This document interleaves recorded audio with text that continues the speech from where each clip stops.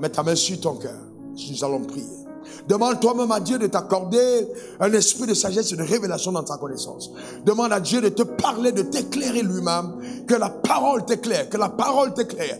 Élève ta voix, demande à Dieu, Seigneur, éclaire-moi. Éclaire-moi cette nuit. Parle-moi. Parle-moi par ton esprit. Éclaire-moi. Éclaire-moi, Seigneur. Éclaire-moi. Éclaire-moi. Éclaire-moi. Parle-moi, éclaire-moi, éclaire-moi, éclaire-moi par la vérité, éclaire-moi par ton esprit, parle-moi Seigneur, j'ai envie de t'entendre, j'ai envie de te comprendre, éclaire-moi Seigneur, parle-moi par ta parole, viens Éternel, parle-moi, guéris-moi, délivre-moi, restaure-moi, bénis-moi, rétablis-moi, protège-moi, que ta parole fasse son œuvre dans ma vie, élève ta voix, prie le Seigneur, demande-le de toute ton âme, oh Père, parle-moi, parle-moi par ta parole, je veux t'entendre, je veux te comprendre. Instruis-moi, je ne veux plus rester la même personne. Je veux progresser, je veux avancer. Je veux progresser, je veux avancer. Parle-moi, je veux passer à un autre palier, à un autre niveau, à une autre dimension. Que la lumière de la vérité luise dans mon homme intérieur. Que mes paradigmes mentaux changent totalement par ton pouvoir souverain. Parle-moi Seigneur, parle-moi Seigneur, parle-moi, parle-moi, car je désire t'entendre. Merci Seigneur. Alléluia, au nom suprême de Jésus. Père, je veux te rendre grâce. Merci pour le privilège qui m'est donné d'être l'instrument de choix que tu t'es fait pour cette saison. Père, je loue ton nom pour l'immensité, l'intensité, les profondeurs des révélations qui m'ont été accordées. Cependant, cette heure est délicate et importante, car je devrais traduire avec exactitude à ton peuple ces choses profondes, éternelles, que tu m'as communiquées. C'est pourquoi je mets une demande au devant du trône de la vérité. Et je demande au Père, s'il te plaît, que cette grâce qui repose sur ma vie de par la prédestination m'accompagne. Et que l'onction qui m'a été donnée pour un temps comme celui-ci soit actif au travers de ma vie. Je voudrais m'effacer totalement. Et que Seigneur, l'instrument que tu t'es choisi, le vase que je suis entre ta main, soit vraiment, vraiment, vraiment utile. Vraiment utile. Merci pour la connaissance. Merci pour la délivrance. Merci pour le changement de mentalité. Merci pour le rétablissement dans nos droits légaux. Merci pour l'effacement éternel et le fait que nous soyons totalement délivrés des mensonges que nous avons entendus pendant longtemps, des tromperies, des séductions et même des erreurs des hommes. Père, nous voulons te rendre grâce, que ta lumière soit dans sa souveraineté. Au nom suprême de Jésus, j'ai prié que quelqu'un dise Amen 3 fois. Amen, amen, amen. Eh bien, tu peux t'asseoir dans sa glorieuse présence. Que Dieu bénisse ta vie. Donne-moi ton meilleur Amen. Amen veut dire ainsi soit-il. Je dis que Dieu bénisse ta vie. Alléluia. Amen. Nous parlons des réclamations divines. Et comme j'ai dit hier, nous avons pour coutume d'entendre parler des réclamations sataniques. Et j'ai dit, lors de notre dernier enseignement, que Satan a été un très bon élève auprès de Dieu. D'ailleurs, Dieu mentionne de lui 2 caractéristiques très rares. Il a été fidèle, c'est-à-dire intègre dans ses voies, mais il a été aussi un as brillant. Ça veut dire qu'il a eu le temps d'assimiler beaucoup de choses de la part de Dieu.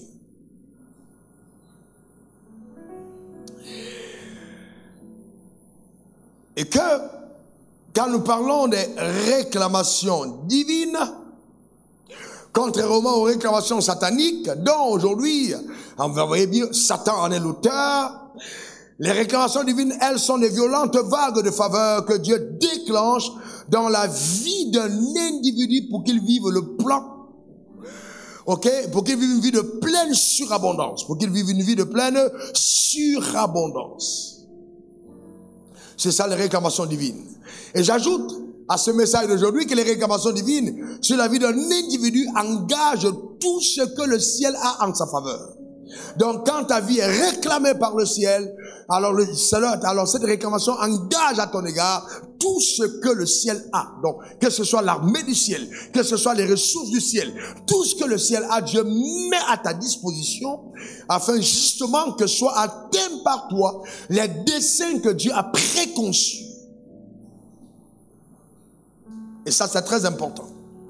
C'est pour ça qu'ils vont provoquer l'accélération, apporter la protection, les connexions divines, mobiliser l'action invisible des anges. Il n'y a donc pas de limite à ce que les réclamations divines sont capables de produire dans, justement, la vie d'un individu. Alors, hier, nous avons touché des choses extrêmement lourdes et très profondes que je vais essayer de diluer aujourd'hui afin que tout le monde l'assimile.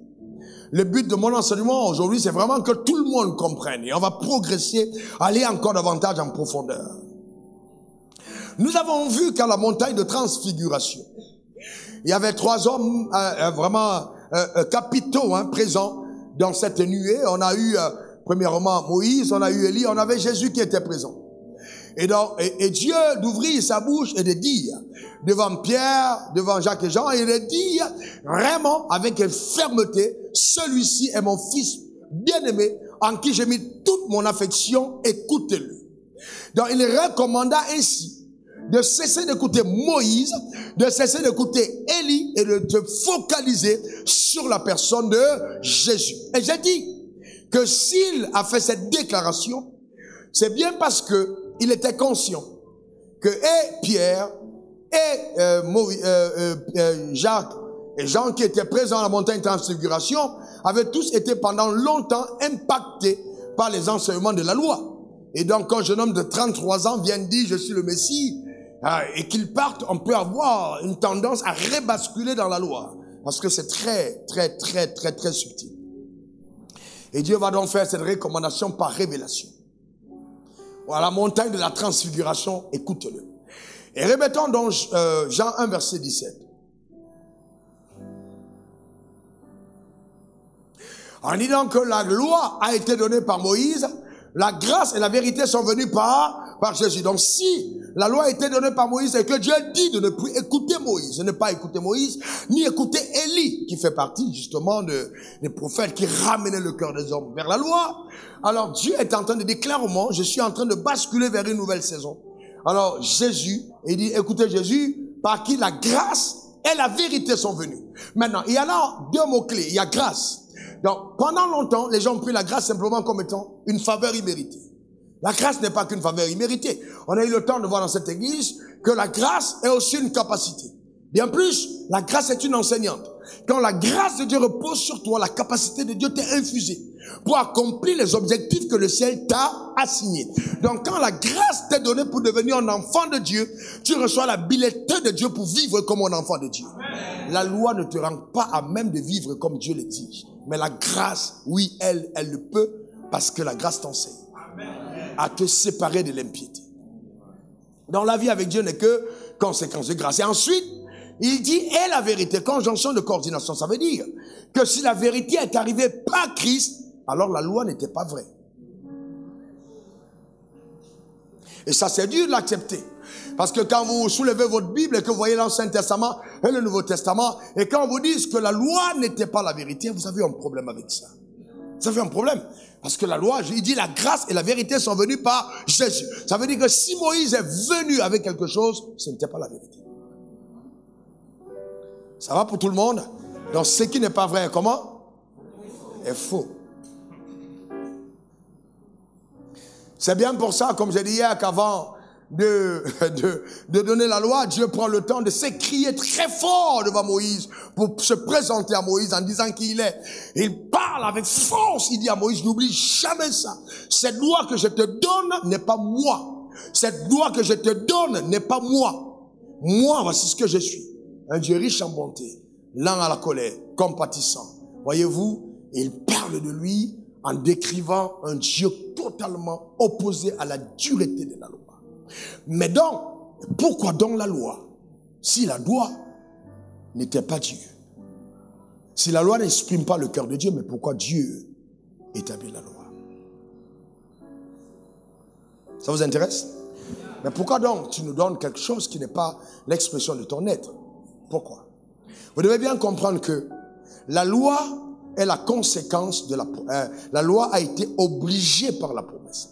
C'est-à-dire, la loi est venue parce qu'une promesse a été faite à Abraham. Donc, s'il n'y avait pas une promesse qui a été faite à Abraham, il n'y aurait pas eu de loi. C'est pourquoi quand Dieu apparaît à Moïse, qu'est-ce qu'il dit à Moïse? Il dit, je suis le Dieu de ton père. Comme pour dire, si c'était pas Abraham, un gars comme toi, on n'avait rien à faire ensemble.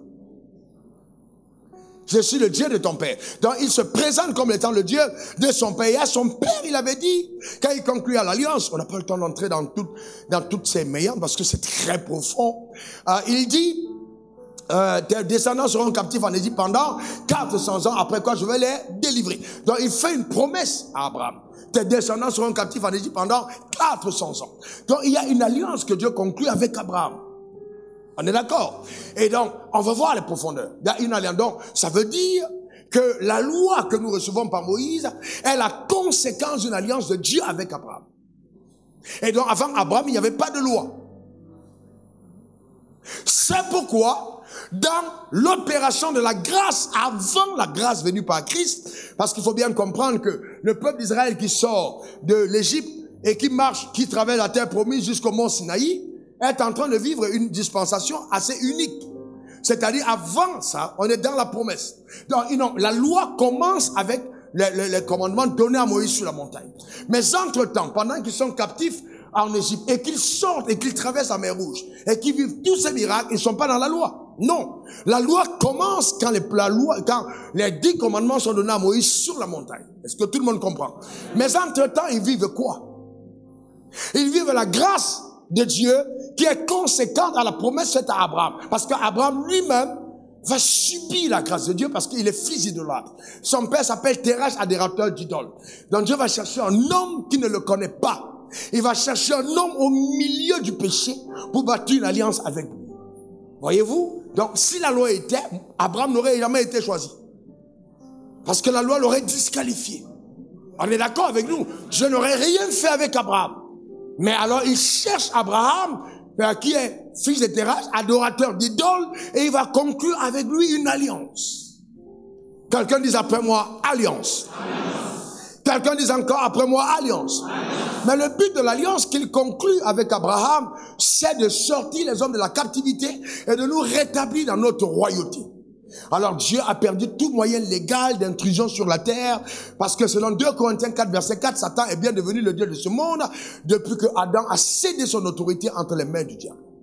Donc Dieu ne peut plus intervenir sur la terre de façon légale. La terre a changé de maître.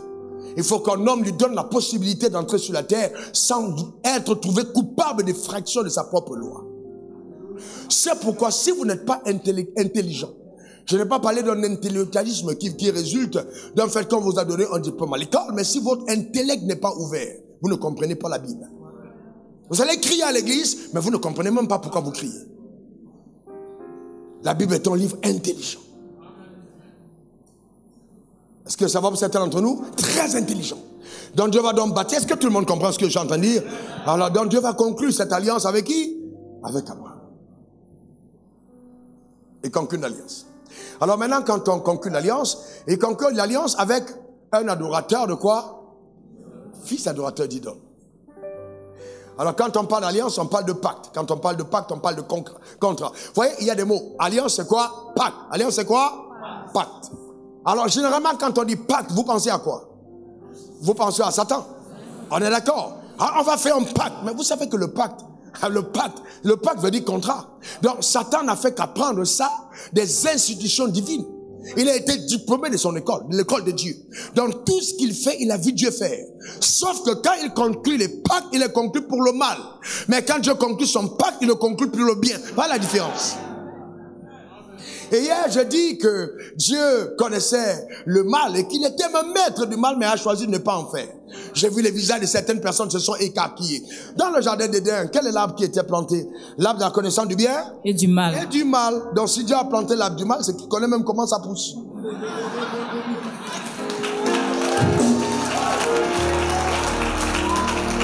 D'accord? Mais il a dit à l'homme, tu mangeras de tous les arbres, mais tu ne manges pas l'arbre de la connaissance du bien et du mal. Du mal, parce qu'il n'a pas voulu que l'homme maîtrisât le mal.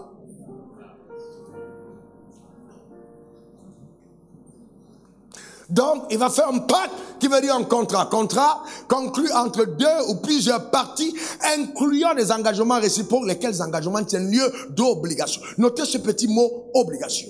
Donc, quand on parle de pacte, on parle de contrat. Quelqu'un dit après moi, contrat. Je vais te dire aujourd'hui pourquoi est-ce que ta vie est réclamée. Ta vie est sous alliance. Dis après moi, contrat. Et quand on dit contrat, vous voyez justement, hein, c'est un pacte ou un contrat signé entre deux ou plusieurs parties, incluant des engagements réciproques. Lesquels engagements tiennent lieu d'obligation. C'est-à-dire, quand le pacte est signé, il y a obligation de tenir tes engagements vis-à-vis du pacte. Sinon, des conséquences suivent. C'est bien la raison pour laquelle dans certaines familles, Dieu ne peut pas intervenir parce que les pactes qui sont signés dans la famille donnent à Dieu l'incapacité d'intervenir. Quand une alliance est conclue avec le sang, Dieu ne peut pas intervenir si un sang plus précieux n'est pas versé en remplacement de l'autre sang. Donc Dieu est respectueux des alliances. Quand il y a alliance, et Dieu respecte. Donc Dieu va faire une alliance avec Abraham. Il conclut l'alliance avec Abraham. Donc il signe un pacte avec Abraham. Il y a des engagements réciproques. Alors maintenant, suivez-moi bien parce qu'on entre en profondeur du message d'aujourd'hui. Genèse 22, verset 1. Suivez ce qui a été écrit. Regardez bien la Bible. Regardez. Genèse met notre esprit. Enfin, Genèse met notre esprit. Pour parler d'abord avec mon cœur. Regardez ici, mais mon cœur connaît la vérité. N'ayez pas de crainte. Après ces choses, Dieu mit Abraham à l'épreuve et lui dit, Abraham, il répondit, me voici. Après ces choses, après quelle chose? Après quelque chose, après justement qu'il y a eu un pacte avec Abraham, qu'il y a eu un contrat avec Abraham, il y a une marche avec Abraham. Dieu met Abraham à l'épreuve, donne-moi ton, il revenu, moi voici. Allons-y au verset 2, allons-y au verset 2 s'il vous plaît. Prends ton fils, ton unique, celui que tu aimes, Isaac, va-t'en au pays de Moria et offre-le en holocauste sur l'une des montagnes que je te dirai. Pourquoi Dieu parle d'épreuve? Comment Dieu éprouve Abraham? Il éprouve Abraham parce qu'ils sont liés par un pacte. Il essaye de voir si Abraham va respecter le pacte ou pas. C'est pour ça qu'on parle d'épreuve. Écoutez-moi très bien. Dieu ne prouve pas des personnes qui ne sont pas ses alliés. Pour que Dieu te prouve, il faut une alliance. Dieu n'a rien à voir avec des personnes qui ne sont pas en contrat avec lui. Donc il le prouve en disant, je veux voir si ce gars va respecter notre pacte. C'est pourquoi, parce que dans le pacte, les passifs et les actifs, notez bien les deux termes, n'ayez pas peur d'eux. Passifs et actifs sont mis ensemble dans l'alliance de sang. Ce qui appartient à la femme appartient à l'homme et ce qui appartient à l'homme appartient à la femme. Ça veut dire que le mari n'a pas le droit de dire à la femme, c'est mon salaire. La femme peut dire, c'est notre salaire. Parce qu'il y a une alliance. Dis Amen.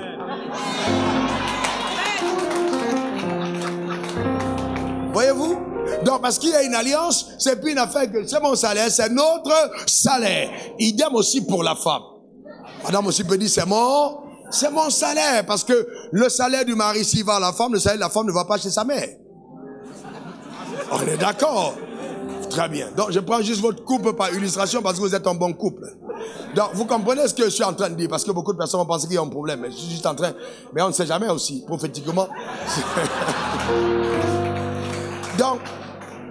voyez-vous, oui. Donc vous voyez que dans un pacte, il y a un contrat. Donc tout est ensemble parce qu'il y a un contrat. Est-ce que ça va pour quelqu'un? Il y a un contrat. Ce qui est à toi et à moi, ce qui est à moi est à toi. Donc maintenant, je peux légalement faire demande à ce qui t'appartient. Alors c'est pour ça qu'on parle de l'épreuve. Donne-moi ton fils, ton unique, celui que tu aimes, Isaac. Donc s'il éprouve, c'est parce qu'il y a une alliance. Donc chaque fois que Dieu te demande quelque chose, c'est parce qu'un pacte vous lie. Il n'a pas besoin d'aller demander. Oh non, il demande à ceux qui sont en alliance avec lui. Donne-moi ton fils, ton unique, celui que tu aimes, Isaac, apporte-le en sacrifice sur la montagne que je te dirai. Et c'est tellement puissant. Parce que vous devez comprendre que quand l'alliance est conclue, voyez-vous, les partenaires partagent ensemble les problèmes qu'ils traversent. Donc les problèmes d'Abraham deviennent les problèmes de Dieu. Et les problèmes de Dieu doivent devenir les problèmes d'Abraham. Tout ce qui est à Abraham est à Dieu. Et tout ce qui est à Dieu est à Abraham. C'est ça justement la force du pacte. Vous partagez ensemble les actifs et les passifs. Donc si Abraham est endetté, Dieu participe au règlement des dettes d'Abraham. Voilà la force du pacte et de l'alliance. Pourquoi est-ce que l'alliance est vraiment importante? Et qu'en tant que croyant, quand on a compris cela, ça devient quelque chose d'incroyable. Comprendre la puissance qu'il y a derrière, justement, le pacte. Maintenant, nous allons progresser. Dans ce même texte, vous allez comprendre que c'est un plan qui est tellement et savamment tellement bien conçu que Dieu a une seule intention. Je conclus le pacte avec Abraham parce que je dois trouver un moyen légal d'entrer sur la terre. Il me faut racheter les hommes. J'ai promis à Adam que la sémence de la femme écrasera sa tête et puis j'ai dit au serpent que la sémence de la femme écrasera sa tête et que lui, il mordra le talon de la femme. Donc je dois tenir ma parole parce que je me suis engagé à leur égard vis-à-vis de l'enfer. Alors je trouve un moyen de tenir sa parole. Et c'est pour ça qu'il fait appel à Abraham. Je m'arrête là au moment pour demander est-ce que Dieu peut faire appel à toi. Voyez-vous, il fait appel à Abraham. Maintenant, quand il dit à Abraham, donne-moi ton fils, Abraham prend son fils. Les deux sortent ensemble. Suivez-moi attentivement. Il prend son fils, et d'ailleurs, il dit, donne-moi ton fils, ton unique. J'explique bien. C'est pas normal que Dieu dise, donne-moi ton fils, ton unique, parce que normalement, Abraham avait combien de fils? Il en avait 2. Mais Dieu dit, je n'ai pas besoin d'entrer en alliance avec un fils qui est venu de par ta volonté. Je veux ce qui est la résultante de notre alliance.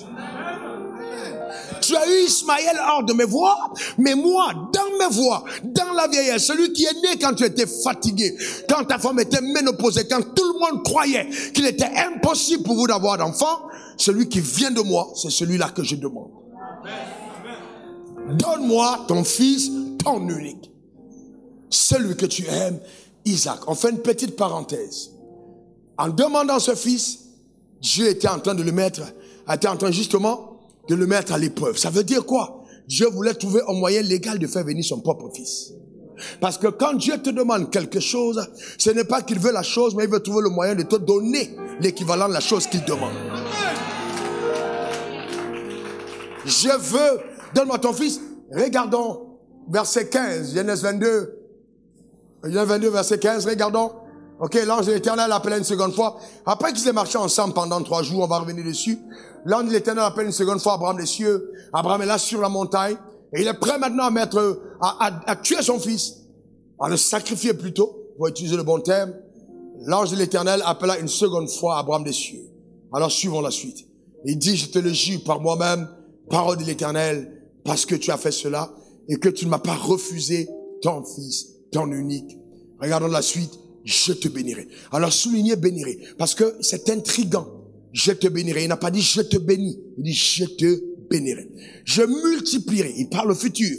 Ta postérité, comme les étoiles du ciel, comme le sable qui est sur le bord de la mer, et ta postérité possédera les portes de ses ennemis. Regardons la suite. Toutes les nations, regardez là, il n'a pas dit tout Israël sera béni en toi. Il dit toutes les nations de la terre seront bénies en ta postérité parce que tu as obéi à ma voix. Donc il parle, il dit clairement, les nations seront bénies en ta postérité parce que tu as obéi à ma voix. Donc là, Dieu va donc faire une promesse à Abraham. Si vous avez bien compris jusque-là, levez la main. Avant que levez la main si tu as bien compris. Très bien. Parce qu'il faut que tout le monde assimile. Donc, Dieu dit à Abraham, ta postérité possédera les portes de ses ennemis. Toutes les nations de la terre seront bénies en ta postérité. C'est pourquoi il est important de comprendre ceci. Quand nous donnons notre vie au Seigneur, la Bible déclare de nous que nous devenons un fils de Dieu. On est d'accord? Mais en même temps, la Bible est claire là-dessus. Galates 3, verset 7. Reconnaissez donc que ceux qui ont la foi sont qui? Fils de quoi? Mettez le texte. Ils sont quoi? Ils sont fils d'Abraham. Alors maintenant, revenons au verset 29, s'il vous plaît. Ok? Alors si vous êtes à Christ, vous êtes la postérité d'Abraham et vous êtes héritier selon la promesse. Alors quelle promesse? Quelle promesse? Il a dit quoi? Je te bénirai, je multiplierai ta postérité, et ta postérité possédera quoi? Les portes de ses ennemis. Alors maintenant, quand tu deviens fils de Dieu, tu es tout de suite fils d'Abraham. Alors cette promesse gouverne ta vie. Alors à partir de ce moment, les réclamations divines pèsent sur toi. Attends. Ne sois pas encore excité. Elles pèsent sur ta vie. Le ciel a obligation de tenir parole à l'égard d'Abraham. Alors tu penses, c'est parce que j'ai beaucoup prié, c'est parce que j'ai beaucoup jeûné. Oh Seigneur, bénis-moi. Oh Seigneur, bénis-moi. Il dit non, je le fais pour tenir ma parole. À qui? À Abraham, votre père. Maintenant, suivez-moi bien. Ça, c'est profond. Dieu possède le ciel. Abraham possède la terre. Parce que la terre a été donnée au Fils de l'homme comme héritage. Ça veut dire quoi? Ça veut dire que celui qui va aller au ciel va chercher Dieu. Celui qui va posséder la terre va chercher qui? Clairement. Vous ne pouvez pas avoir la terre par Dieu. Vous l'avez la terre par Abraham. Parce que la terre n'est plus à Dieu. Quand Dieu donne, il ne reprend pas. La terre est au Fils de l'homme. Donc la terre appartient aux hommes. Donc si je veux la terre, je dois aller vers celui à qui la terre a été promise. Et c'est qui?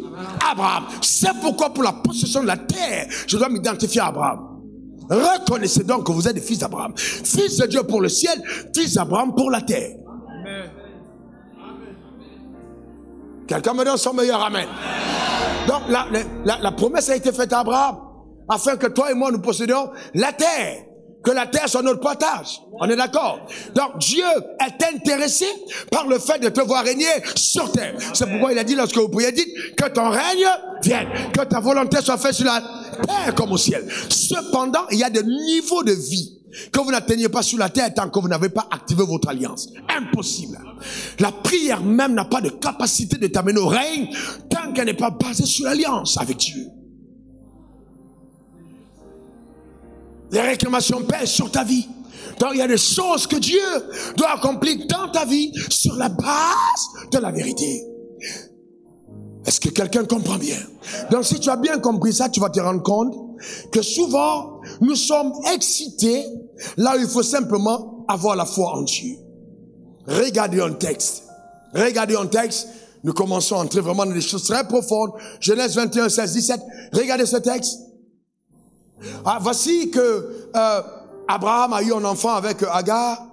Et donc, quand la femme d'Abraham se rend compte que Abraham a trop d'intérêt maintenant pour cette fille à payer Agar à cause de l'enfant, elle va chasser l'enfant de la maison avec la femme. Et Dieu, Abraham va consulter Dieu. Et Dieu va lui dire, ta femme a raison, laisse partir cette femme de la maison. Maintenant, ils arrivent dans le désert. Elle va s'asseoir vis-à-vis à une portée d'Agar, c'est-à-dire Agar. Elle disait que je ne vois pas mourir mon enfant. Que je ne vois pas mourir mon enfant. Et elle s'assit donc vis-à-vis de lui. Elle va la voir et elle pleure. Elle pleure pour dire, Seigneur, mon enfant est en train de mourir. Intervient. Regarde ce que Dieu dit. Dieu a entendu la voix de l'enfant. Je vous pose une question. Qui pleurait? Non, je vous demande, qui pleurait? Mais comment est-ce que Dieu dit, j'entends la voix de l'enfant? En d'autres termes, je ne t'aurais jamais traité avec toi si cet enfant ne portait pas le sang d'Abraham. À partir du moment où il porte le sang d'Abraham, c'est un enfant sous réclamation. Donc même le désert n'a pas de capacité de le détruire. J'ai entendu la voix de l'enfant. Waouh! Voyez-vous? Agar ne craint point, car Dieu a entendu la voix de l'enfant dans le lieu où il est. Ça veut dire qu'à partir du moment où il y a quelque chose de rattaché avec Abraham, le ciel est engagé. Ta manière de dire amen m'embête. Le ciel est engagé. La preuve, écoutez-moi attentivement, Israël c'est apparemment un petit pays. Mais si vous pensez que sa puissance vient simplement de sa capacité à communiquer fort, vous vous trompez. Il y a derrière Israël une alliance. C'est pourquoi si vous tuez un juif en France, le président français va modifier son agenda pour aller souhaiter des condoléances aux juifs. Pourquoi? Parce que ce sont des descendants d'Abraham. Ce sont les descendants d'Abraham. Et Dieu a été clair à Abraham. Il lui a dit, ta postérité possédera les portes de ses ennemis. Cependant, Abraham a deux postérités. La première postérité, c'est celle qui est comme le sable de la terre. Et cette postérité descend directement d'Ismaël. Donc Dieu a intervenu dans le désert en préservant sa vie. La deuxième postérité descend de qui? D'Isaac. Alors je vais vous dire une chose, Jésus ne découle pas d'Ismaël. Jésus découle de quoi? D'Isaac. Ça c'est la deuxième postérité, la postérité étoilée. En ce qui concerne la postérité dans la chair, regardez Israël. Les Juifs, dans l'intelligence, dans la sagesse, dans la puissance, ils sont influents. À cause de quoi? De l'alliance. Ils décident le sort des élections aux États-Unis. Et tous les candidats aux élections en France veulent avoir la sympathie de quoi? Des Juifs. Pourquoi? À cause de l'alliance de Dieu avec le peuple juif. Vous ne jouez pas avec les Juifs. Les Juifs, c'est incroyable. Et il dit, je vous conduis dans un peuple ou dans une terre où coule le lait et le miel, alors que c'est un désert. C'est le seul, quand ils entrent dans le pays, il n'y a pas d'eau. Mais ce peuple fait de l'espoir. Des plantes les plus... quand vous arrivez, vous mangez la mangue Israël ou les légumes, c'est incroyable. Pourquoi? Parce que l'ingéniosité divine est rattachée à ce peuple. Mais ce n'est que une facette de ce que Dieu est capable de faire. Maintenant, imaginez donc ceux qui descendent d'Isaac. Qu'est-ce qu'ils devaient être capables de faire? Qu'est-ce qu'ils devaient être capables de faire? Ceux qui descendent d'Isaac devaient être capables des espoirs incroyables. Je lève ma main vers le ciel. J'engage cette alliance à ton égard. Dans le nom suprême de Jésus. Je décrète, déclare et établis que rien ne te résistera. Donne-moi ton meilleur amen. Dis encore amen. Les portes du ciel s'ouvrent devant toi par sa puissance. Dis amen. Maintenant, assieds-toi un moment, s'il te plaît. Je te pose une question. Est-ce que les gens qui sont victimes des réclamations sataniques sont mis en retard? Répondez-moi bien. Est-ce qu'ils vivent les retards? Vous n'avez pas vu des familles, il n'y a aucune femme qui se marie? C'est pas évident. Vous avez vu des gens qui ils vont devenir grands, très grands, mais ils n'auront jamais de mariage stable parce qu'il y a une alliance qui pèse contre leur vie. Alors ces contrats ont été signés alors qu'ils n'étaient même pas conscients. Mais on s'en fout, c'est un pacte qui parle. Imaginez dans un seul moment que toi et moi, je prenne le temps de t'expliquer ces choses, afin que tu prennes conscience de la vérité de ton alliance. Qu'est-ce qui va encore te résister? Non, réponds-moi, qu'est-ce qui peut encore te résister? Si la puissance de Dieu est tellement forte, est plus forte que celle du diable, si les gens subissent l'oppression satanique, il est temps pour toi de subir la faveur. Ta manière de dire amen m'embête. Dis encore amen. C'est-à-dire quoi? C'est-à-dire que les choses qui vont t'arriver, tu vas dire Dieu, Dieu, pourquoi tu m'attends béni? Tu vas te poser des questions. Je vois Dieu te visiter au moment de tes faiblesses. Je vois la grâce de Dieu s'étendre sur ta vie de façon particulière. Donne-moi encore ton meilleur amen. Dis encore amen. Parce que l'alliance de Dieu parle en ta faveur. C'est ce que Dieu est capable de faire. Extraordinaire et puissant. Mais pourquoi l'Église ne croit pas en cette capacité de Dieu d'honorer ses paroles? C'est parce que nous sommes dans l'ignorance. Je vais vous dire de façon très prophétique, vous allez voir des fortunes entre les mains des croyants. Vous vous demandez ça vient d'où? Dieu m'a montré, c'est pas la rigolade, sérieusement. Et même des hommes et des femmes établis au pouvoir d'État que Dieu a élevé par sa puissance. Dieu est en train d'amener l'Église à une autre dimension de rayonnement. Reçois cette grâce sur ta vie. Dans le nom suprême de Jésus. Donne-moi ton meilleur amen. Dis encore amen. Et que justement, ces réclamations divines pèsent sur toi. Et qu'elles favorisent ta marche. Quelqu'un dit encore alliance. Encore alliance. Une dernière fois alliance. Assieds-toi au moment. Vous savez, le problème, c'est que beaucoup de personnes veulent être bishop, pasteur, révérend. Dieu ne se tient. C'est pas ce qui influence Dieu. Dieu veut juste que tu sois son enfant. Vous avez vu que l'enfant, il ne savait pas prier, mais il a été protégé. Il faut juste être un enfant. C'est pour ça que même quand les gars ont rétrogradé, il dit, petits enfants, vous n'avez rien à manger. Dieu aime les enfants. Que tu sois juste un enfant. Qu'il lui fasse confiance. Sachez que quand Jésus n'a pas su prier, en étant un enfant, les mages sont venus l'adorer avec les trésors. Dieu veut que tu sois un enfant. Arrête de te considérer comme une superstar. Sois juste un enfant. Un enfant. Fais confiance en ton Dieu et qu'il te surprenne. Je vais te dire quelque chose. Si les choses qui t'arrivent dans ta vie sont simplement celles que tu as demandées à Dieu, alors tu ne connais pas Dieu. Dieu te surprendra. Il fera des choses auxquelles tu n'as même pas pensé. Il est capable d'amener dans ta vie à manifestation les choses pour lesquelles tu n'as même pas rêvé. Parce qu'il est ton Père.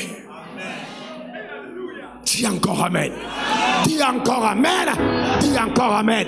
Et en levant ma main vers le ciel, je voudrais rappeler à l'enfer qu'il est écrit, si quelqu'un est en Christ, il est une nouvelle créature, les choses anciennes sont passées, voici toutes choses sont devenues nouvelles. Je parle contre toutes les entités sataniques, les alliances qui parlaient contre ta vie. J'annonce que par l'alliance avec le sang de Christ, ta vie a basculé à un autre niveau de productivité, de rayonnement, de gloire, dans le nom suprême de Jésus. Et que l'immunité divine est ton partage et ta portion. Reçois cela pleinement par la grâce de Dieu, dans le nom suprême de Jésus. Donne-moi 3 bons amen. Que quelqu'un dise c'est mon partage. Que quelqu'un dise c'est ma portion. Que quelqu'un dise c'est mon héritage. Au nom suprême de Jésus. Donc ta vie est sous alliance. Dis encore amen. Ta vie est sous alliance. Maintenant regardez ça, c'est où la Bible elle est agréable, elle est fantastique. Alors un jour quelqu'un, j'enseignais dans une école biblique et quelqu'un, un homme de Dieu est venu me voir, il m'a dit mais pourquoi tu rattaches tout à Abraham? J'ai dit mais parce que Abraham est le commencement de tout en ce qui concerne la foi. C'est pour ça qu'on appelle Abraham le père de la foi. Abraham est quoi? Le père de la foi. C'est très important. Le père de la foi, on va montrer tout à l'heure pourquoi on l'appelle le père. Mais Ésaïe 51 verset 2, regardez ce qui est écrit. Regardez ce qui est écrit. Prenez le regard sur Abraham quoi? Votre père. Sur Abraham quoi? Votre père. Sur Abraham quoi? Votre père. Et sur Sarah qui vous a enfanté. Car lui seul je l'ai... Non, lisez bien. Il dit quoi?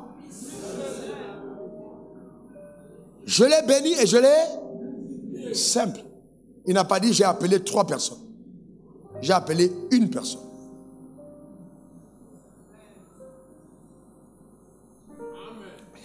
Lui seul, je l'ai béni. C'est pourquoi Abraham a été béni au futur. Je te bénis, je multiplierai ta postérité. C'est Abraham qu'on a parlé. Maintenant, toutes les personnes qui jouissent de cette bénédiction sont héritiers de ce qui a été prononcé sur la vie d'Abraham.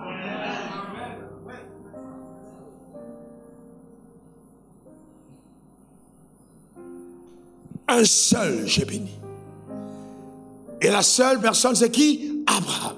Maintenant, écoutez-moi attentivement, écoutez-moi attentivement.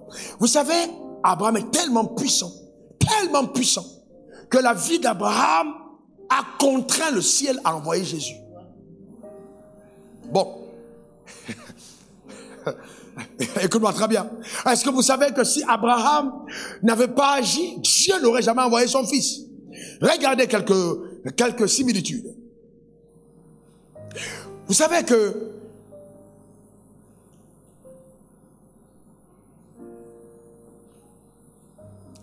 c'est à cause des réclamations divines qui pesaient sur les fils d'Abraham que Dieu donne la loi. Parce que Dieu a dit, je bénirai ta postérité. Donc, comme il a dit, je bénirai ta postérité, et que le peuple avait besoin d'un roi, Dieu doit lui donner une loi pour que mettre le peuple dans les conditions telles que la parole qui a été prononcée s'accomplit dans le peuple. Donc, Dieu dit, vous devez avoir telle conduite à cause de votre père Abraham. Donc, la loi est donnée à cause de l'alliance que Dieu fait avec Abraham. De 2, suivez attentivement. C'est à cause de la réclamation divine qui pesait sur Moïse, qu'il est hébergé dans la maison de Pharaon, parce que Moïse est le libérateur de ce peuple. Ce qui pèse une alliance. Il y a une réclamation.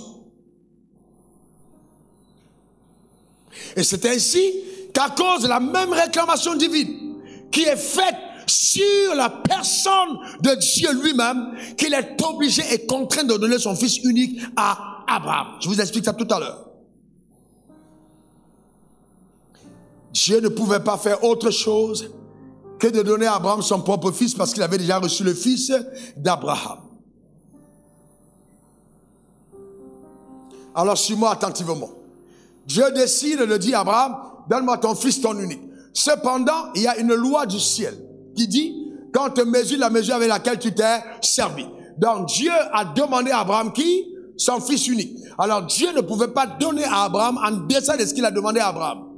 Ce que Dieu exige de toi sera l'équivalent de ce que Dieu donnera dans ta vie. Donc Dieu te mesurera de la mesure avec laquelle tu vas te servir. Donc Abraham va donner son fils unique. Maintenant, suivez-moi bien. Il va faire combien de jours de marche avec son fils? Il va faire combien de jours de marche avec son fils? Alors, Jésus va faire combien de jours dans la tombe? 3 jours. Ensuite, il va être sacrifié où? Sur la montagne ou dans la vallée? Sur la montagne. Jésus est mort où? Sur la montagne. Dites-moi, frères et sœurs, vous croyez vraiment que c'est un hasard? Non. Dieu devait répondre à Abraham selon la mesure qu'Abraham a utilisée. Maintenant, je vais plus loin. Quel âge avait Isaac? Très bien. Vous avez dit quel âge? 33 ans, parce que Isaac ne pouvait pas avoir 34 ans. S'il avait 34 ans, Jésus serait mort à 34 ans. Vous devez comprendre que cette loi est puissante. C'est une loi spirituelle.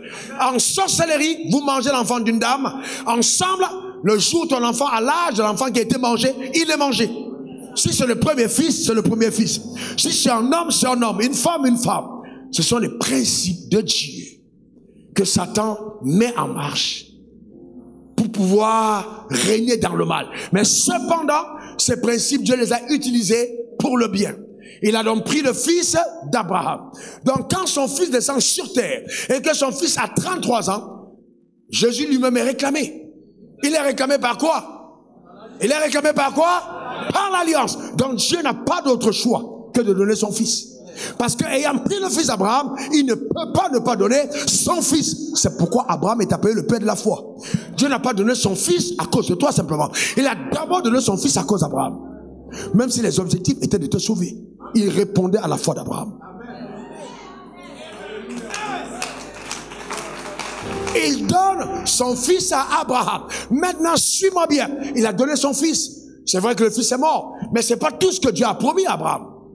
On ne peut pas se contenter de dire Jésus est mort. Dieu n'a jamais dit à Abraham, je te donnerai mon fils. Non, il a dit ta postérité possédera les portes de ses ennemis. Donc tant que les bénédictions prononcées sur la vie d'Abraham n'ont pas un accomplissement en nous, l'alliance n'est pas parfaite. Dans la mort de Jésus n'est que le commencement de l'accomplissement des promesses faites à Abraham. Ce n'est pas la fin. C'est pas la fin. Non, non, c'est le début. Jésus est une réponse de Dieu à Abraham pour que les fils d'Abraham possèdent la terre.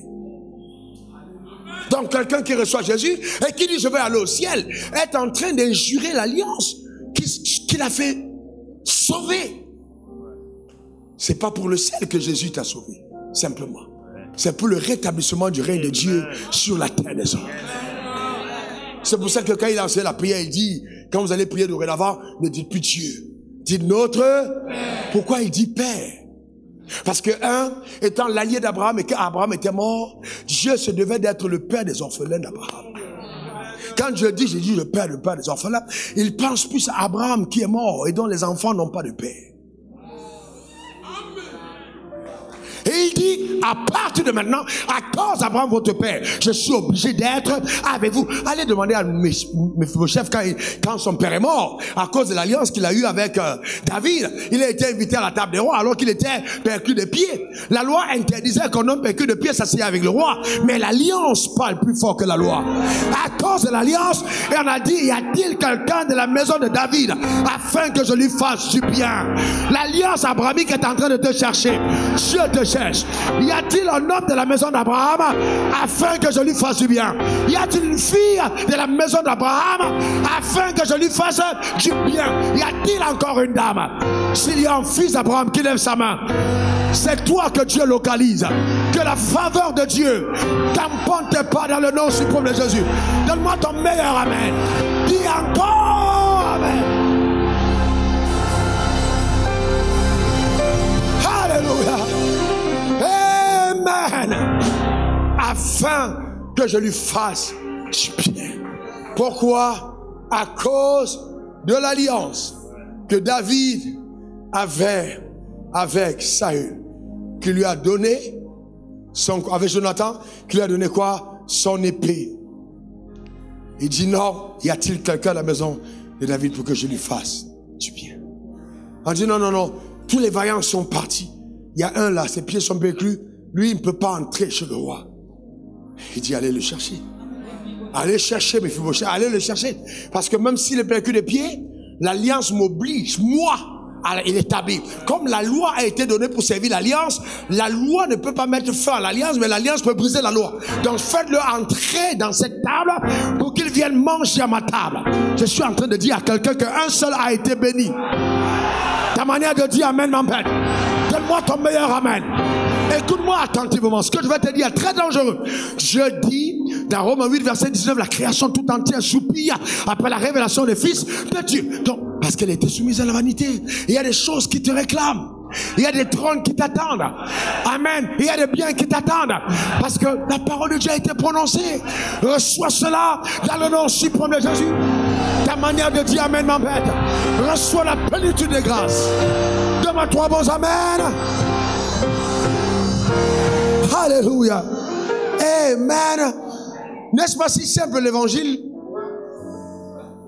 Est-ce que l'évangile n'est pas simple?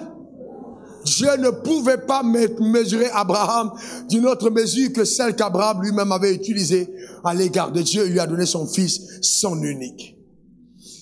Alléluia. Je vois la faveur de Dieu t'accompagner. Je vois la gloire de Dieu te localiser. Je vois ta vie basculer en autre palier de splendeur. Donne-moi encore ton meilleur amen. Dis encore amen. Le Dieu que nous servons est un Dieu puissant. Maintenant, suivez-moi attentivement. Suivez-moi attentivement. Alors nous parlons de la résurrection. Jésus est ressuscité. Alléluia. Qui est content pour ça? Amen. Mais est-ce que vous savez que dans la résurrection de Jésus, Dieu n'a pas été l'auteur de la résurrection. La résurrection, celui qui est l'auteur de la résurrection sur le soleil s'appelle Abraham. C'est pas Dieu. Quand Abraham prend son fils et qu'il sort de la maison, écoutez-moi bien, voici le premier jour de marche. Il se dit en lui-même, Dieu m'a demandé mon fils pour faire quoi de lui? Pour faire quoi?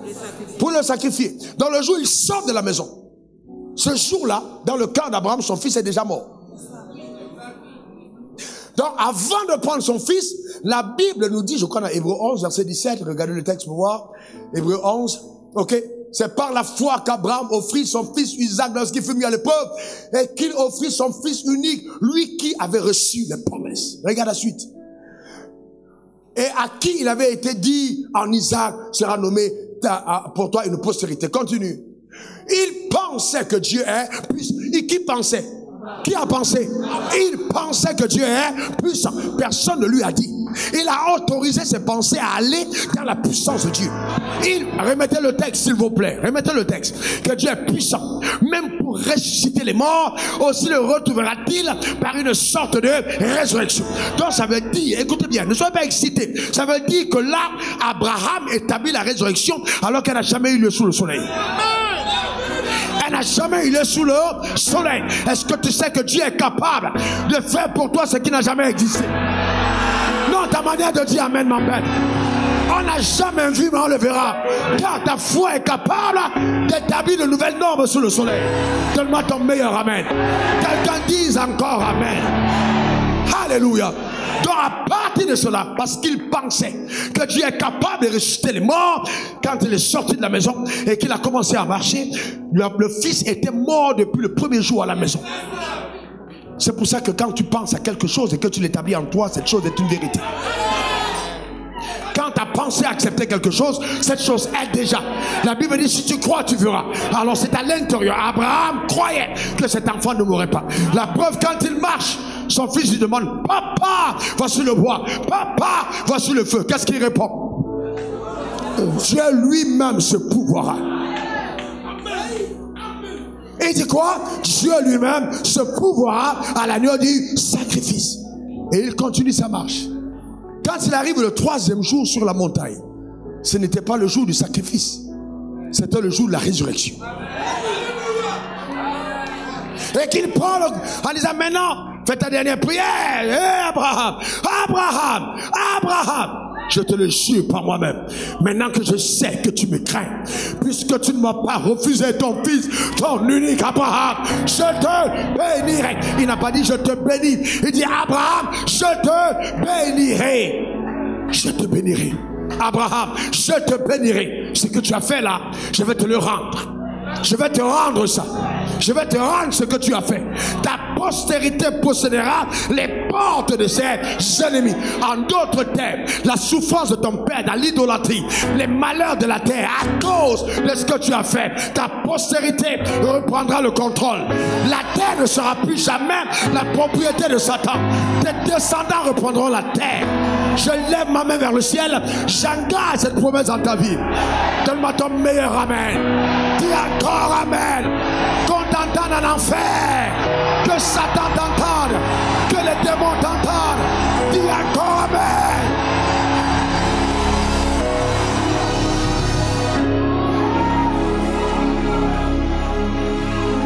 veut dire que quand Jésus ressuscite, l'auteur de la résurrection, ou celui qui autorise la résurrection sous le soleil, ce n'est pas Dieu. C'est Abraham. Dieu ne répondant qu'à Abraham. Et c'est pourquoi, malgré le fait que tu aies cru en Jésus, eh bien, je te connecte directement à Abraham. J'ai des partenaires israéliens. Je suis moi-même allé déjà en Israël. Et donc, quand on est ensemble, on discute. Je leur dis, vous êtes certes des descendants d'Abraham, mais je suis davantage plus légitime en lui que vous. Pourquoi? Parce que ma filiation avec Dieu par Christ Jésus me donne tout de suite d'être héritier des promesses qui ont été faites à Abraham, mon père. Donc, je suis sous une alliance consciente, voyez-vous, avec le ciel. Donc, il n'y a pas de question pour moi d'aller en Israël pour aller prier sur le mur de lamentation. C'est une perte de temps. J'ai dit en chef d'État, ne dépensez pas de l'argent du pays pour aller amener les pasteurs prier en Israël. Venez au temple de la foi. Je suis sérieux, venez au temple de la foi. On va prier. On verra comment est-ce que le Dieu du ciel ne nous exaucera pas. Écoutez-moi très bien. Vous devez comprendre que les dispensations ne sont pas les mêmes. Si au temps d'Abraham, les gens allaient dans un lieu, aujourd'hui, c'est plus la même chose. Le voile du temple a été déchiré de haut en bas et nous rencontrons Dieu partout où nous sommes. La foi te connecte à la puissance de Dieu. On n'a pas besoin d'aller en Israël pour vivre la gloire de Dieu. Arrêtez-moi ces histoires. J'ai l'huile d'Israël, j'ai le sol d'Israël. Je vois les gens. Non, non, non, non, non, non, non, non, non, non. Pas besoin du tout. La foi. La foi. Reconnaissez que ceux qui ont la foi, mettez Galates 3:7. Reconnaissez. Reconnaissez, mettez Galates 3:7. On va lire à haute voix. Reconnaissez, Galates 3, verset 7. 1, 2, 3.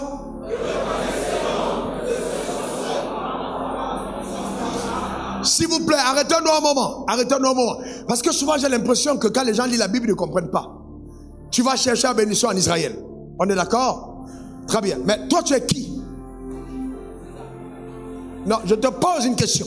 Reconnaissez que ceux qui ont la foi sont quoi? Très bien.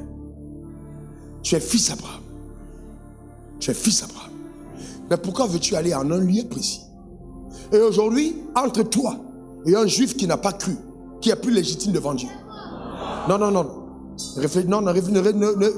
Non, je veux vraiment que vous repreniez en intelligence. Un juif dans la chair et un juif dans la foi. Un enfant de Dieu dans la foi, je veux dire, qui est plus légitime devant Dieu? Qui est plus légitime? Qui peut avec sa bouche prendre l'autorité sur l'enfer? Est-ce qu'un juif peut se tenir en disant, démons partez et ils partent? S'il n'est pas né de nouveau, il ne se soumet pas. Celui que le monde spirituel reconnaît comme l'héritier d'Abraham, ce ne sont pas ceux qui sont dans la chair.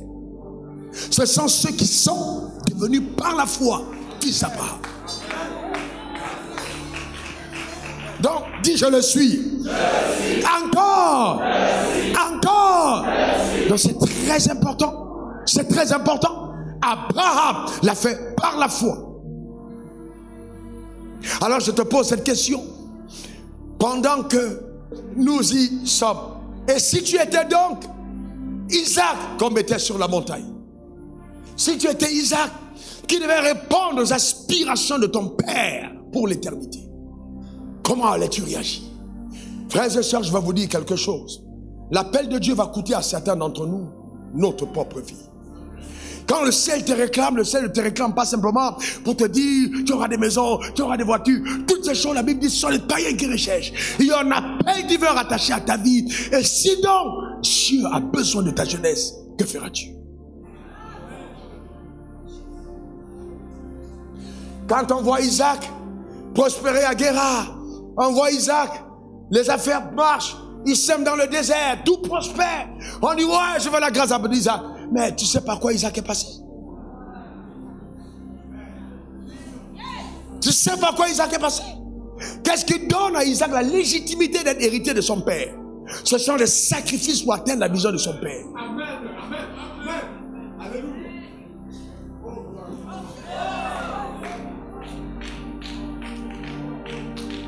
Donc, frère, écoutez-moi très bien. Nous sommes dans les choses que je prie vraiment que le Seigneur te maintienne debout. Je te dis sérieusement, nous sommes dans des choses très compliquées. Il est très important que l'Église comprenne. Il y a tellement de choses rattachées au fait de ce que tu es devenu en Christ. Que tu ne peux pas te permettre. Tu ne peux pas te permettre d'être ignorant de ces vérités. Pas te permettre. Alors, Seigneur, bénis-moi, bénis mes affaires, bénis mes trucs, bénis ceci, je veux l'argent, je veux ci. Frère, les trafiquants de drogue, on est fortune.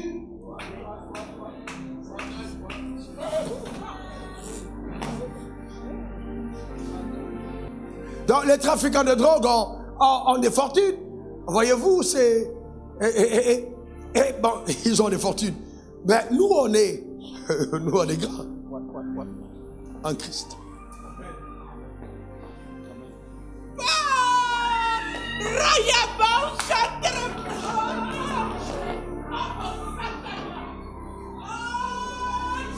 Je vois certaines personnes à qui tu es en train d'ôter les vêtements des prisonniers. Je sens un revêtement dans la salle. Quelque chose prend place. Que maintenant les vêtements de la honte sont ôtés de ta vie. Dans le nom suprême de Jésus. Totalement ôté. Totalement ôté. Totalement ôté. Sois habillé de ton manteau par la puissance de Dieu. Dans le nom suprême de Jésus.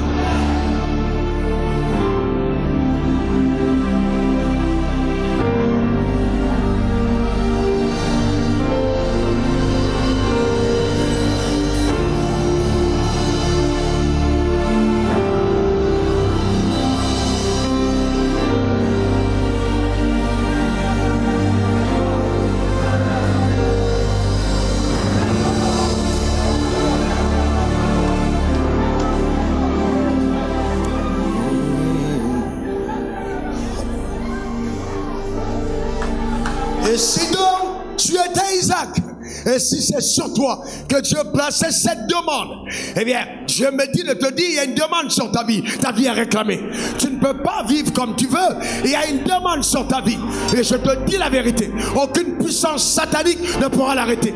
Je vois Dieu t'amener sur le trône, même en Israël ici tout de suite. Moi, tout de suite. Écoute ma vie.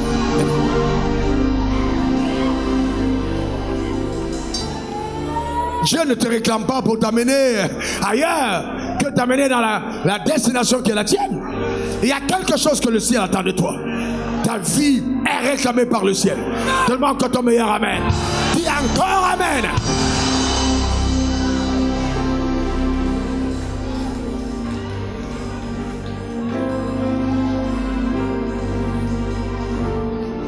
Maintenant viens.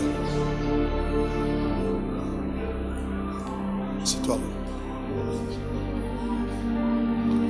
Dieu nous appelle.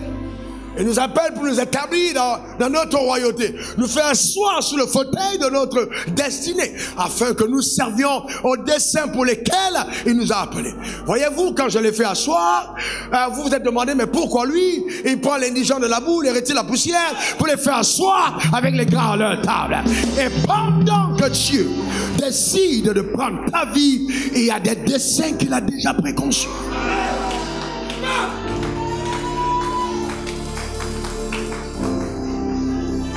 Il y a des plans qui sont déjà arrêtés.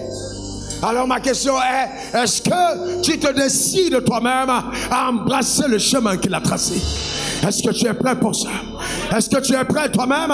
Parce que la vie est réclamée à poursuivre les desseins pour lesquels le ciel t'a appelé. Et si tu étais Isaac?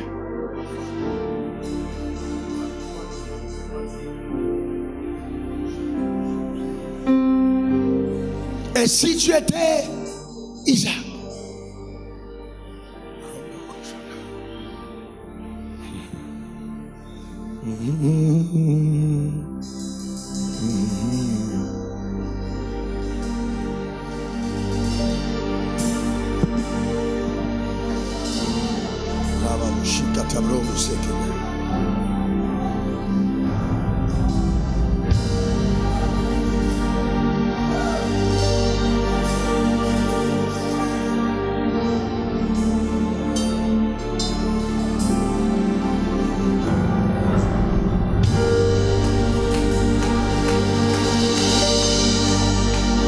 Vers le ciel, reçois cette grâce.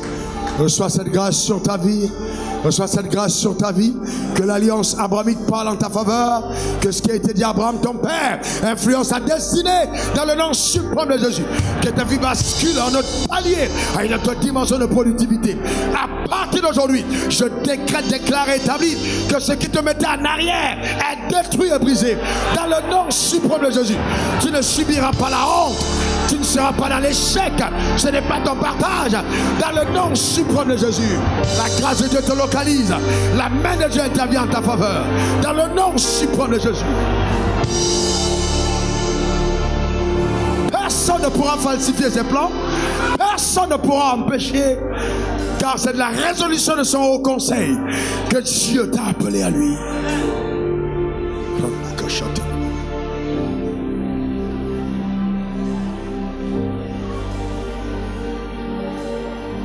Asseyez-vous un moment, s'il vous plaît.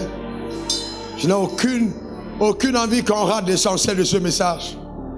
Rababo, Sakata, Rababori, tout à l'heure, je vais prier. Mais on ne doit pas rater l'essentiel de ce message. Et c'est lui qui commence là maintenant.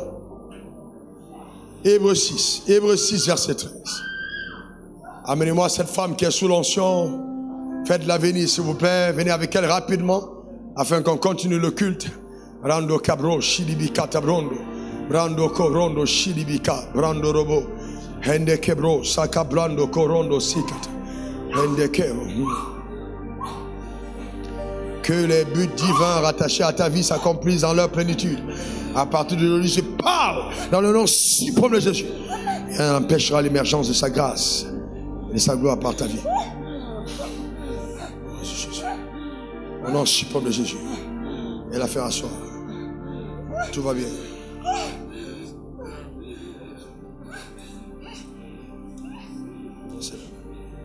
Ça va récupérer un peu.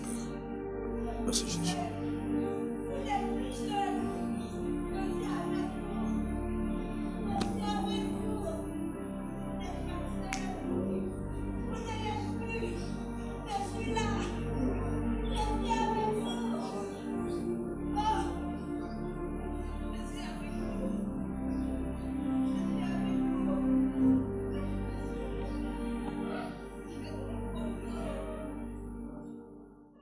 Lorsque Dieu fit sa promesse à Abraham, il prêta serment sur son propre nom. Suivez ça. Il prêta serment sur son propre nom, car il ne pouvait pas jurer au nom d'un plus grand que lui-même. Donc quand il a fait le serment à Abraham, quand Abraham a porté son fils, il a juré sur son propre nom, parce qu'il dit, il n'y a pas un autre nom au-dessus de mon nom. S'il y avait un nom au-dessus de mon nom, j'aurais engagé ce serment sur le nom de cette personne, mais il n'y a pas plus grand que moi. Alors, continuons.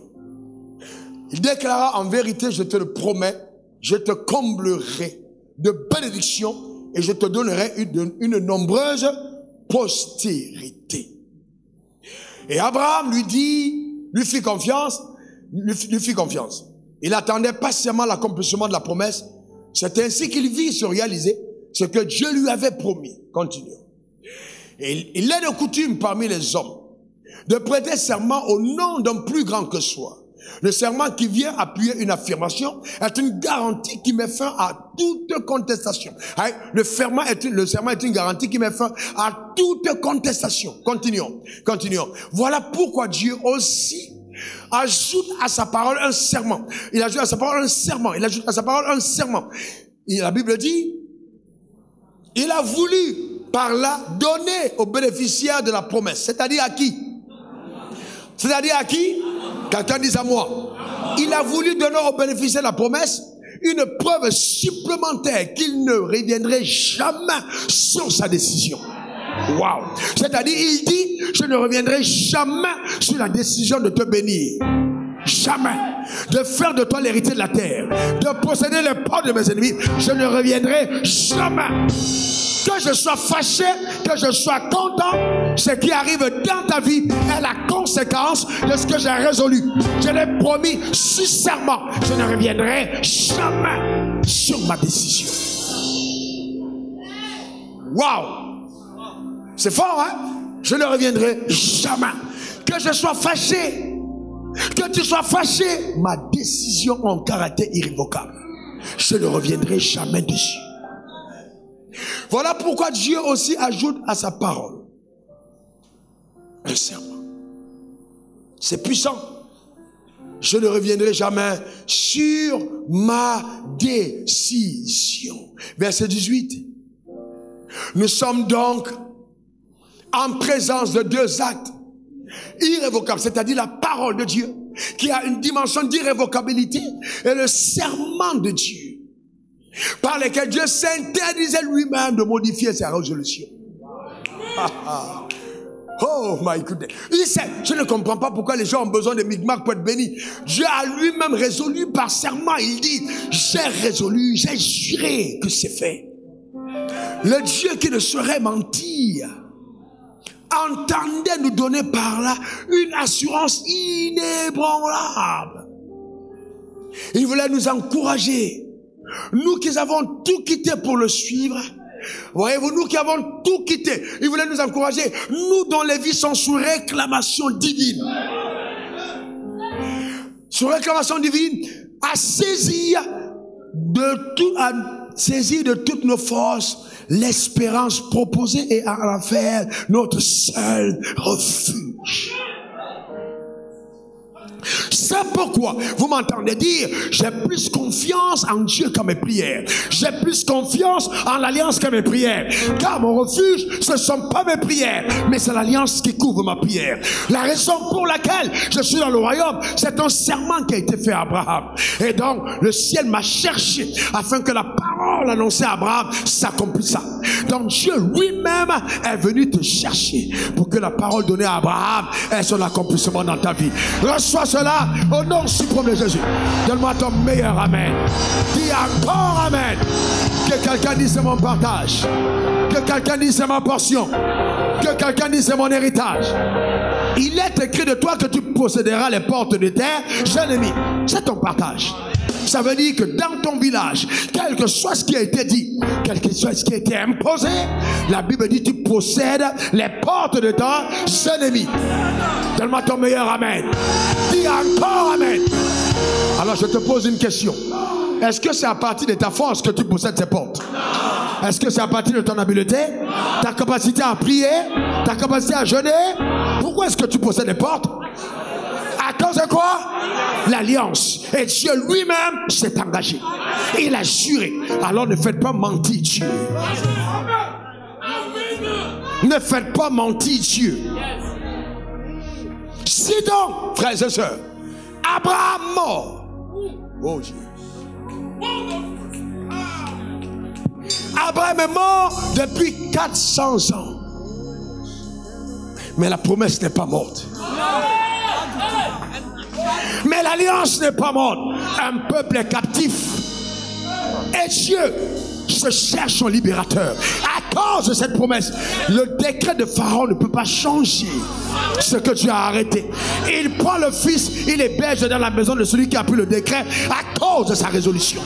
Le temps est tellement urgent qu'il doit se trouver le libérateur. Moïse est cherché, Moïse est réclamé. L'enfer le conteste et l'enfer il sera obligé d'héberger Moïse pour quelque chose d'incroyable. Je suis en train de te dire que quelque chose arrive en ta direction que personne ne pourra arrêter. Donne-moi ton meilleur amen. Dis encore amen.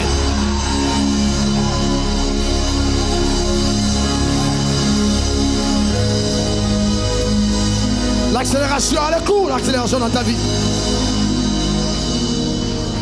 Tu cours. Dieu, 400 ans, jeune homme, 400 ans. Les os de Moïse pourris. Le corps pourri. Moïse est mort 400 ans. Mais l'alliance, mort ou pas mort, l'alliance ne meurt jamais. Amen. L'alliance ne meurt jamais. Dieu va chercher. Il va chercher Moïse. Et Moïse arrive. Père, mais qui es-tu? Je suis le Dieu de ton père. Je suis le Dieu de qui? De ton père. Je suis le Dieu de qui? De ton père. Le Dieu d'Abraham, le Dieu d'Isaac et le Dieu de Jacob. Qu'est-ce que tu as entre tes mains, Moïse? Un bâton. Jette-le par terre. Je veux te montrer que ta vie est réclamée. Dès que le bâton touche le sol, le bâton devient un serpent. Il dit attrape-le par la queue. tu feras sortir mon peuple. Il a dit quoi? Tu feras sortir mon peuple. Pourquoi Dieu l'appelle son peuple? Tu sais pourquoi? Pourquoi Dieu l'appelle son peuple? Mais oui, mais ce peuple est découlé de qui? Par qui? Abraham, Isaac, Jacob, Joseph. Un descendu en Égypte, de là est née toute une postérité incroyable. Donc, qui sont captifs en Égypte pendant 400 ans. Ils deviennent une nation puissante. Donc, c'est à cause de qui? D'Abraham. Quand l'heure de la promesse arrive, qu'est-ce qui a déterminé l'heure de la promesse? Qu'est-ce qui a déterminé l'heure de la promesse? C'était l'alliance. On a dit qu'ils seront captifs pendant combien de temps? 400 ans. Quand le temps arrive, Dieu n'a plus à négocier avec qui que ce soit. Je mettrai tout en marche. Parce que je ne peux pas mentir. J'ai donné ma parole, j'ai donné le serment, je ne peux pas mentir. Ça doit s'accomplir.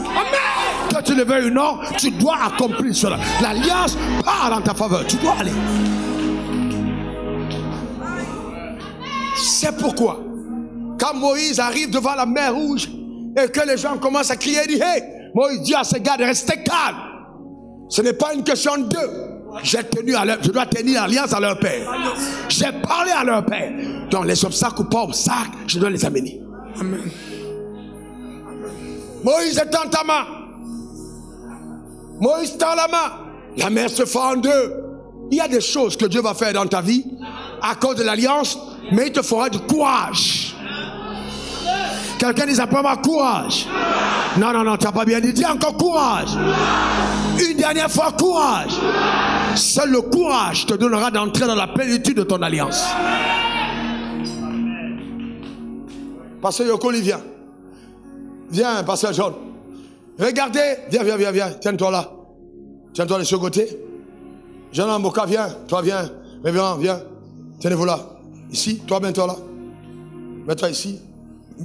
Faites au milieu comme ça. Très bien. Toi, mets-toi ici. Regarde de l'autre côté. Toi, mets-toi ici. Ok, voici la mer qui est fendue en deux. D'accord? De ce côté, il y a quoi? De ce côté, il y a quoi? Et ici, il y a quoi? La terre. On n'a pas dit que Dieu a construit un mur, mais il a fendu l'eau en deux. On est d'accord? Donc, quand il fend l'eau en deux, qu'est-ce qu'il y a ici au bord? L'eau. Qu'est-ce qu'il y a là-bas? Et quand les vagues sifflent, est-ce que celui qui est ici au milieu, il entend? Non, non, répondez-moi correctement. Allongez encore même un peu. Voilà. Est-ce que celui qui est au milieu, est-ce qu'il entend? Bien entendu, il entend les vagues. Ça vient, ça fait boum. Quand vous êtes au bord de la mer, qui est au bord de la mer? Vous entendez les vagues, n'est-ce pas? Mais est-ce que les vagues qui frappent le bord de la mer vont venir à toi? Non, ça frappe. Mais alors maintenant, Moïse fait le miracle et il est question de traverser. Viens, jeune homme. On parle de traverser. Maintenant, il faut traverser. Entre-temps, les requins se disent, on a à manger. Quelqu'un d'autre vient, quelqu'un d'autre vient. Viens, viens, viens. Ils sont au milieu de la mer. Regardez, ils sont en train de traverser. Et il y a un chef qui est devant. Moïse a pris le bateau, il est devant. Les requins arrivent. Ils viennent, les baleines, ils foncent. Ils disent là, on a à manger au milieu de la mer. Quand ils viennent, imaginez celui qui est là. Il voit la bouche du requin. Ah!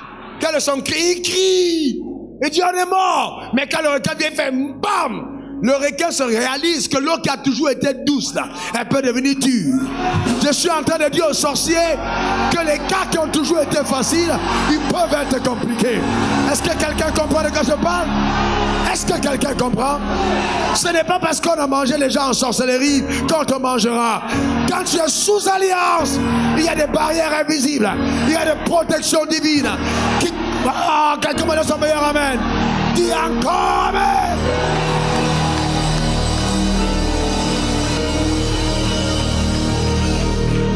Alléluia.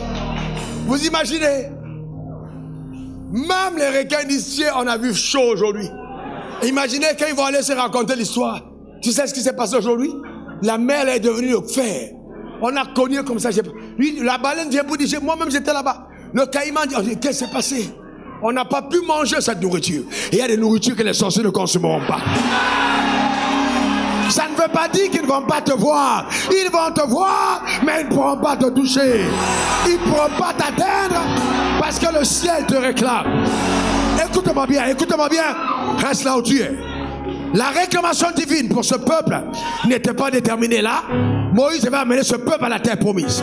Donc il devait traverser pour aller. tout ce qu'il y a en route ne peut pas empêcher. Parce qu'il y a une réclamation devant. Le ciel engage tout ce qu'il faut pour que le gars atteigne le but. Dans le désert, on dit qu'il n'y a pas à manger. Le ciel fait sur mesure, la manne et la caille. Vous devez manger et avancer. Quand le ciel te force à faire la marche. Quelqu'un me donne son meilleur amen. Quelqu'un me donne son meilleur amen. Il y a des choses qui arrivent dans ta vie parce que Dieu dit, forcé, tu dois partir. Ta manière de dire amen m'embête. Donne-moi ton meilleur amen. Dans la traversée de la mer Rouge n'est qu'une étape. Le peuple va vivre des choses incroyables. Mais à cause de l'alliance. Parce qu'il a dit ta postérité.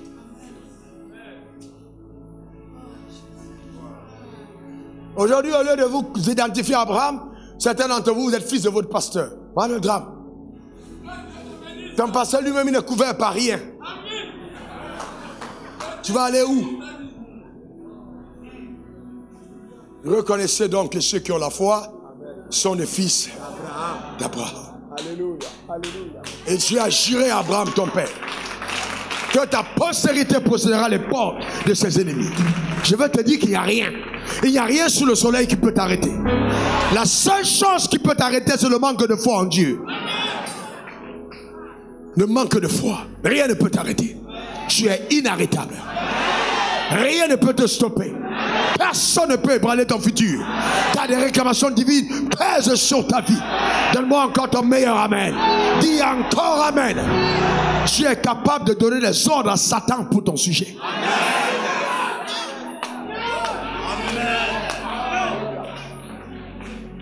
Quand le ciel a décidé de faire de ta vie quelque chose, rien ne peut l'arrêter. Donc arrêtez de donner du crédit aux sorciers.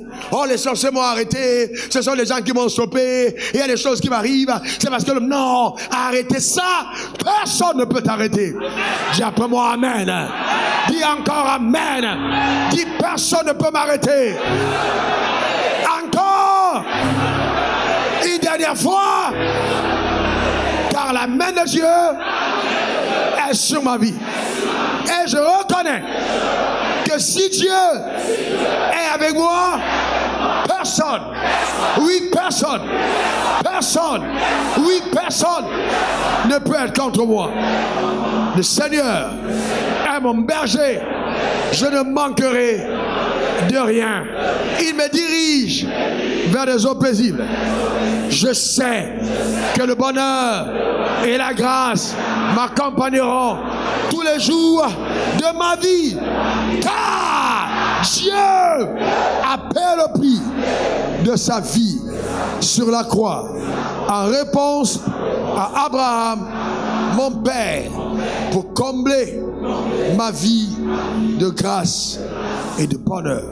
Voici pourquoi les réclamations divines qui sont sur ma vie m'obligent à croire en un avenir glorieux, à une vie exceptionnelle. Je crois, oui je le crois. Au nom suprême de Jésus.